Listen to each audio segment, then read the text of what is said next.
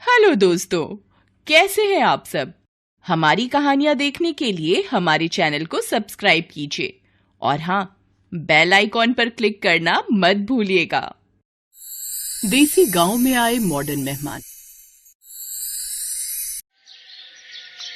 ये कहानी है राघव की, जो अपनी फैमिली के साथ गांव में रहा करता था। राघव को गांव में किसी भी तरह की कोई परेशानी नहीं थी। ऐसे ही एक दिन राघव बाजार से अपने हाथों में कुछ थैलियां लेकर आता है और अपनी बेटी रिया से कहता है, रिया बेटा देखो मैं तुम्हारे लिए क्या लेकर आया हूँ। पापा की बात सुनकर रिया अपने कमरे से दौड़कर आती है और अपने पापा के हाथों से थैला लेकर उसमें झांकती है। वो देखती है कि थैले के अंदर समोसे, चाउमीन और कुछ मिठाइयाँ रखी हुई थी। ये देख रिया झूम उठती है और खुशी से कहती है, अरे वाह पापा, आप मेरे लिए इतना कुछ लेकर आए हैं। और नहीं तो क्या। अरे मेरी इकलौती बेटी ने इतनी फरमाइश जो करी है, अब इसकी फरमाइश पूरी करना तो मेरा फर्ज है ना।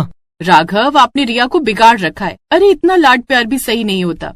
कुछ नहीं बिगाड़ के रखा। अरे जब बेटी की फरमाइश थी तो उसके लिए क्यों ना लाऊं भाई। इस तरह राघव और नैन्सी की बहस आंगन में चलती रहती है। राघव अपनी बेटी रिया को लाड कर रहा है और नैन्सी उसे टोक रही है। तभी घर के बाहर एक बड़ी चमचमाती कार आकर रुकती है। अरे नैन्सी रुक रुक, बहस छोड़ और बाहर देख। ये कौन सी बड़ी गाड़ी हमारे दरवाजे पर आकर रुकी है। गाँव में ऐसी चमचमाती गाड़ी तो मैंने आज तक नहीं देखी। देख रही हूँ राघव जी, गाड़ी देखने में तो बहुत महंगी लग रही है। कहीं ये आपके वो शहर वाले भाई सुमित तो नहीं है ना? उन्होंने बोला था ना कि कभी चक्कर लगाएंगे। लगता तो वही है। अरे गाड़ी का दरवाजा खुल रहा है। हाँ ये तो सुमित ही है और साथ में कविता बहू भी है। अरे वाह, आज तो घर में रौनक आ गई।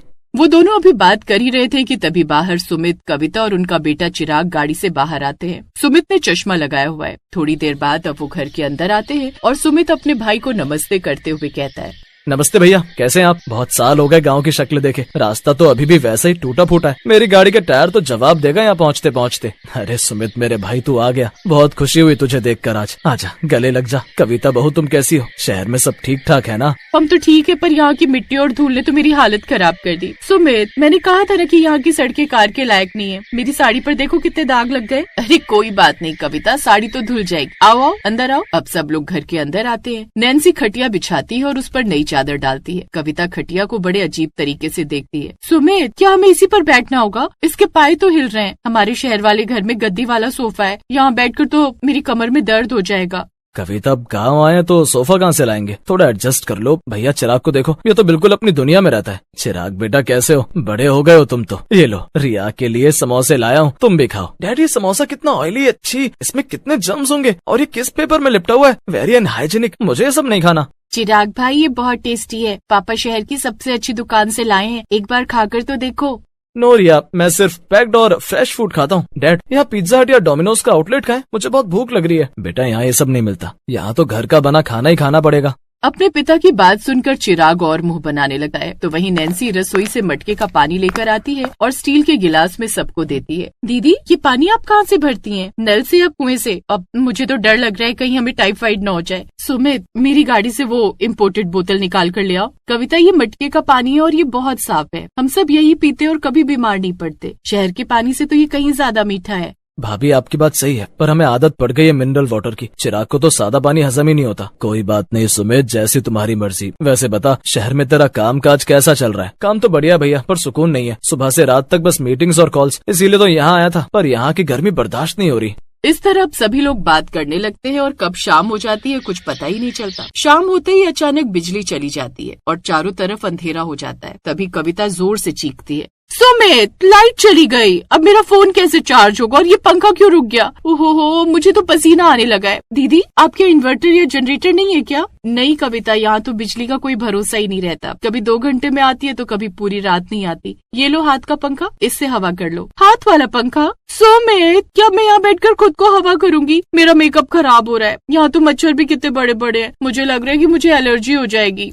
डैड, यहाँ तो सिग्नल भी नहीं आ रहे। मेरा ऑनलाइन गेम बार बार लैग हो रहा है। वाईफाई कहाँ है इस घर का? मैं बिना इंटरनेट के कैसे रहूंगा? बेटा यहाँ वाईफाई नहीं चलता, यहाँ तो लोग आपस में बातें करते हैं। तू फोन छोड़ और बाहर देख, कितने सुंदर तारे दिख रहे हैं। तारे देखकर क्या होगा डैड? मुझे इंटरनेट चाहिए। ये जगह तो वेरी उन सबके नखरे देख नैन्सी को कुछ समझ नहीं आता और वो चुपचाप रसोई में जाकर चूल्हा जलाती है। अब धुएं की वजह से कविता को खांसी आने लगती है। वो खांसते हुए नैन्सी के पास जाती है और कहती है, दीदी आप इस धुएं में खाना कैसे बना लेती हैं? आपकी स्किन तो काली पड़ जाएगी। क्या आपके पास गैस चूल्हा नहीं है? शहर में तो हम बिना चिमनी के काम भी नहीं कर सकते। गैस है कविता, पर खत्म हो गई है और चूल्हे की रोटी का स्वाद गैस पर नहीं आता। आज मैंने सरसों का साग और मक्के की रोटी बनाई है, खाओगी तो उंगलियां चाटती रह जाओगी। मक्के की रोटी और साग, इसमें तो बहुत सारा बटर और फैट होगा। मेरी डाइट का क्या होगा? दीदी क्या आप मेरे लिए बस थोड़ा सा उबला हुआ सैलेड बना सकती हैं? सलाद? अरे देवरानी जी, यहाँ तो लोग भरपेट रोटी खाते हैं, तभी खेत में काम कर पाते हैं। तू एक बार खाकर तो देख, तुझे शहर का सलाद फीका लगेगा। नैन्सी की बात सुनकर कविता कुछ नहीं बोलती और वहाँ से चली जाती है और रात को खाने की थाली लगाती है। नैन्सी थाली में ढेर सारा सफेद मक्खन रख देती है। भाभी इतना मक्खन, मेरे डॉक्टर ने मुझे फैट कम करने को कहा है। भैया आप लोग रोज इतना भारी खाना कैसे पचा लेते हैं? सुमित भाई हम दिन भर मेहनत करते हैं, इसीलिए हमें ये सब पच जाता है। तू तो बस कुर्सी पर बैठा रहता है, इसलिए तुझे डर लगता है। खा ले, कुछ नहीं होगा। सुमित मुझसे यहाँ एक रात भी और नहीं रुका जाएगा। इस तरह अब सभी लोग जैसे तैसे खाना खाकर रात को सोने के लिए आंगन में बिस्तर लगाते हैं। सुमित हम खुले आसमान के नीचे सोएंगे, यहाँ तो कोई भी जानवर आ सकता है और देखो वो कुत्ता कैसे भौंक रहा है। मुझे तो डर के मारे नींद ही नहीं आएगी। अरे डरो मत कविता, हम सब यहीं सोते हैं। ऊपर देखो कितने तारे हैं, शहर में ऐसा नजारा कहाँ मिलेगा। दीदी मुझे तारे नहीं, एसी की ठंडी हवा चाहिए। सुमित मेरी गाड़ी की चाबी दो, मैं गाड़ी के अंदर एसी चलाकर सो जाऊंगी। कविता पागल मत बनो, भैया को बुरा लगेगा, बस आज की रात है, झेल लो। सुमित की बात सुनकर कविता कुछ नहीं बोलती और चुपचाप सोने की कोशिश करती है, पर उसे पूरी रात नींद नहीं आती। और अब अगली सुबह होते ही सुमित का परिवार अपना सामान समेटने लगता है। भैया हमें अभी निकलना होगा, चिराग की कुछ जरूरी क्लासेस हैं और कविता को भी शहर में कुछ काम याद आ गया। अरे सुमित अभी तो तू आया था, कम से कम नाश्ता तो करके जा। नैन्सी ने पराठे बनाने की तैयारी की है। नहीं भैया शुक्रिया, शहर पहुंचकर ही कुछ खा लेंगे। यहाँ की गर्मी और धूल ने मेरी तबीयत खराब कर दी है। सुमित जल्दी चलो यहाँ से। फाइनली अब मुझे सिग्नल मिलेंगे। गुड बाय रिया, तुम्हारा गांव बहुत ही आउटडेटेड है। इस तरह चिराग, कविता और सुमित गाड़ी में बैठकर वापस अपने शहर की तरफ निकल जाते हैं। तो वहीं राघव और नैन्सी दरवाजे पर खड़े होकर उन्हें देखते रहते हैं। पापा चिराग भाई और चाची तो हमसे ठीक से बात भी नहीं कर रहे थे, उन्हें हमारा घर पसंद नहीं आया क्या? बेटा घर तो उन्हें पसंद आता जिनका दिल जुड़ा होता, वो तो बस अपनी सुख सुविधाओं के गुलाम बन गए हैं। उन्हें सादगी का मतलब नहीं पता। सही कहा राघव जी, जिनके पास पैसा आ जाता है अक्सर वो अपनी रूट्स भूल जाते हैं। उन्हें लगता है कि गांव पिछड़ा है, पर असली सुकून तो यही है। कोई बात नहीं नैन्सी, हम जैसे हैं वैसे ही खुश हैं। चलो अब अपने देसी पराठे खाते हैं। इस तरह तीनों एक बार फिर खाना खाने लगते हैं और वो लोग अपने देसी गांव में ही खुश रहते हैं।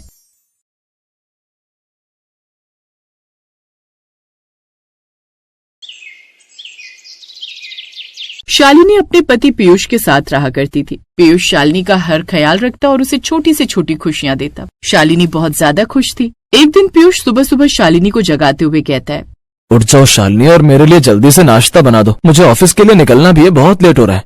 पीयूष दूध लेकर चले जाओ ना, अब मैं अपनी नींद तोड़कर तुम्हारा नाश्ता बनाऊंगी, ये कहाँ से सही होगा। वैसे भी रात के 12 बजे गेम्स खेलते हुए नींद आई थी और अभी तुम मुझे 7 बजे उठा रहे हो। शालिनी तुम तो फिर भी 12 बजे सो गई थी, लेकिन मैं अपने ऑफिस का काम करके 2 बजे सोया था और फिर भी 7 बजे उठ गया। मुझे 8 बजे ऑफिस निकलना है, उठ जाओ ना।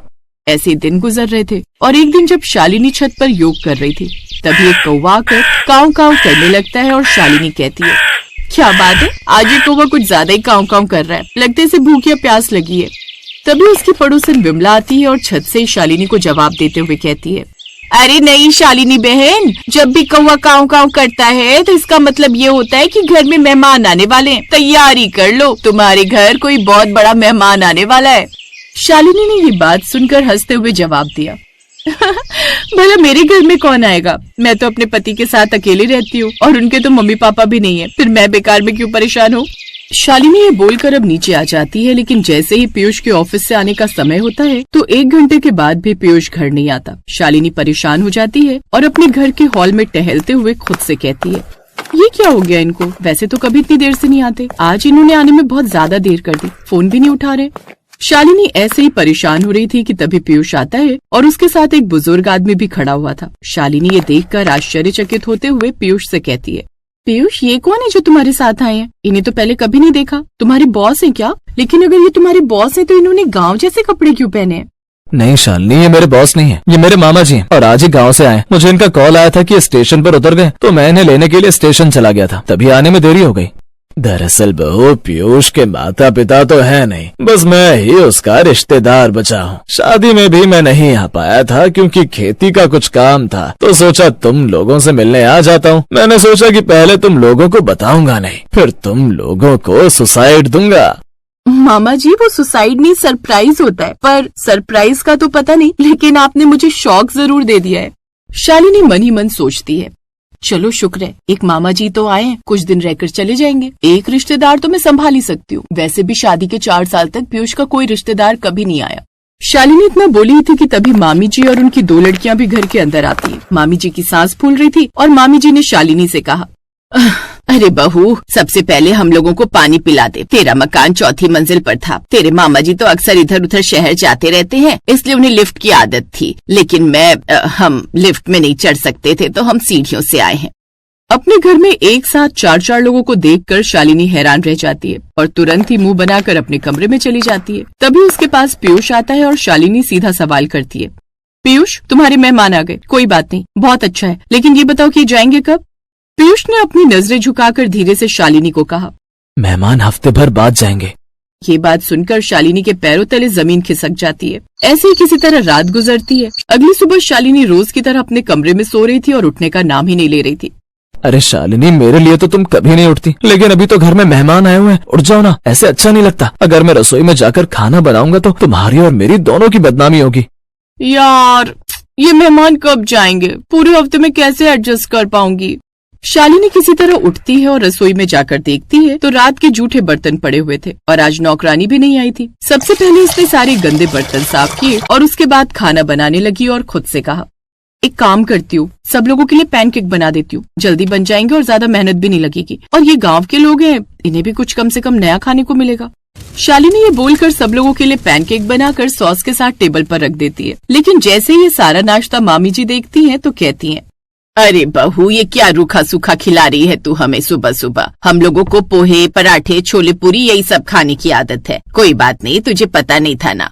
अब जल्दी से जाओ, सबके लिए आलू के पराठे और चाय बना ला।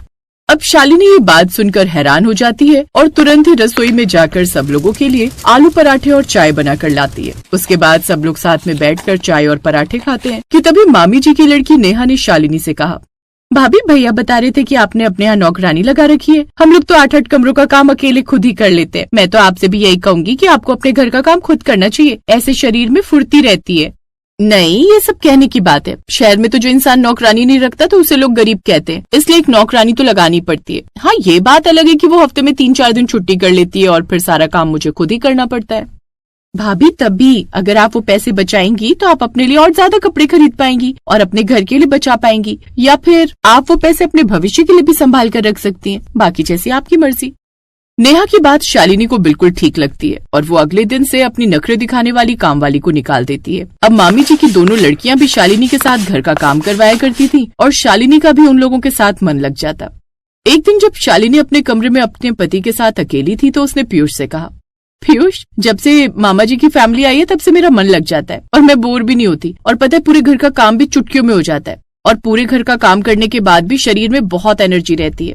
अच्छा है, मुझे तो लगा था कि तुम मेरे रिश्तेदारों को देखकर चिढ़ जाओगी और उन्हें भगाने के बारे में सोचोगी। और वैसे भी जब रिश्तेदार आए थे तो 3 दिन तक तो तुम यही पूछ रही थी कि रिश्तेदार कब जाएंगे, और मैं बार बार बोल रहा था कि रिश्तेदार 1 हफ्ते तक रुकेंगे। 1 हफ्ते से याद आया, कल तो मामा जी को और उनके परिवार को 1 हफ्ता हो जाएगा, तो क्या ये यहाँ से चले जाएंगे? तभी पीयूष ने अपनी जेब में हाथ डाला और मामा जी और उनके परिवार की ट्रेन की टिकट निकालकर शालिनी को थमा दी और कहा, मैं तुम्हें यही बताने वाला था शालिनी, मुझे ऐसा लगा था ये ट्रेन की टिकट देखकर तुम खुश होगी, लेकिन तुम्हारा तो चेहरा उतर गया। कल मामा जी और उनका परिवार जा रहा है। ये बात सुनने के बाद शालिनी को बहुत बुरा लगता है और उसका मुंह उतर जाता है। अगली सुबह वो झूठा बुखार होने का नाटक करती है। तभी मामी जी उसके पास आती हैं और कहती हैं, शालिनी, मेरी बच्ची, मैंने भी 2 लड़कियों को बड़ा किया है। मैं जानती हूँ कि तुम बहाना कर रही हो और तुम्हारी तबीयत खराब नहीं है, लेकिन अगर हम तुम्हारे कहने से 1 हफ्ता और रुक भी जाएंगे तो क्या होगा? एक न एक दिन तो हमें वापस जाना ही है। शालिनी ये बात सुनकर उठकर बैठ जाती है और कहती है, मुझे लगा था मामी जी कि आप लोग कभी नहीं जाएंगे। मैं बार बार सबसे यही पूछती थी कि मेहमान कब तक रुकेंगे और हर कोई कहता था कि मेहमान 1 हफ्ते रुकेंगे, लेकिन अब आप जा रहे हैं तो मुझे आप लोगों की कमी बहुत खल रही है। लेकिन शालिनी, हमें इस बात की खुशी है कि हमारे आने से तुम में बहुत सुधार हुआ है। अब तुम घर का काम बिना मुंह बनाए कर देती हो और अपने पति को भी अच्छा अच्छा नाश्ता बनाकर खिलाती हो। बस ऐसे ही रहना मेरी बच्ची, बिल्कुल मत बदलना। हम अगले साल फिर आएंगे। शालिनी हाँ में सिर हिलाती है और उसके बाद उठकर मामा जी और उनके पूरे परिवार को विदा करती है। उनका पूरा परिवार सुबह की ट्रेन से अपने गांव वापस चले जाते हैं। और जो शालिनी हमेशा ये कहा करती थी कि मेहमान कब जाएंगे, और उसका पति जवाब देता था कि 1 हफ्ते तक यहीं रुकेंगे, अब वो शालिनी ये पूछा करती है कि मेहमान कब आएंगे। हेलो दोस्तों, कैसे हैं आप सब? हमारी कहानियां देखने के लिए हमारे चैनल को सब्सक्राइब कीजिए और हाँ, बेल आइकॉन पर क्लिक करना मत भूलिएगा।